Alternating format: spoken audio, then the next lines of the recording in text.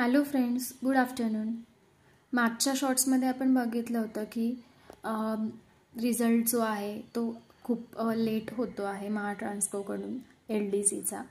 आणि बऱ्याच तिथे पोस्ट अवेलेबल होत्या, त्याच्यासाठी एक्झाम झाल्या होत्या आणि महाट्रान्सकोने अजूनही काही रिझल्ट डिस्क्लोज केलेला नाही. त्या खूपच लेट होत आहे. IBPSकडून 45 दिवसात खरं तर रिझल्ट येतो, पण अजूनही रिझल्ट आलेला नाही आहे. पण आज 23 सप्टेंबर 2025 रोजी एक त्यांनी पब्लिक नोटीस जाहीर केलेली आहे.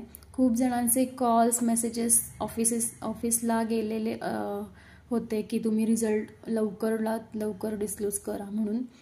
पण त्यांनी एक पब्लिक नोटीस आता जाहीर केली आहे. त्या पब्लिक नोटीसमध्ये सगळ्या प्रकारच्या पोस्ट इथे व्हिडिओ दाखवल्याप्रमाणे दिलेले आहेत आणि खाली त्यांनी स्पेसिफिकली सांगितलेलं आहे की ॲडमिनिस्ट्रेटिव्ह रिझन्समुळे डिले होत आहे रिझल्टला आणि इंटरव्ह्यू शेड्यूल करायला.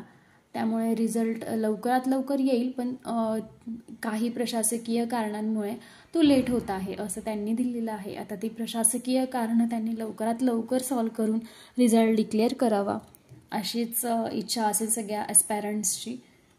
होप सो की मला तरी असं वाटतं की त्यांनी 25 सप्टेंबरपर्यंत रिझल्ट डिस्क्लोज करावा आणि मुलांना लवकरात लवकर त्यांचा रिझल्ट हातात द्यावा आणि जेणेकरून मुलं पुढच्या अभ्यासासाठी प्रिपेअर्ड राहतील. तुम्हाला काय वाटतं नक्कीच कमेंट करून सांगा आणि माझी माहिती आवडली असल्यास चॅनलला नक्कीच सबस्क्राईब, फॉलो, कमेंट करा. Thank you so much. Bye bye.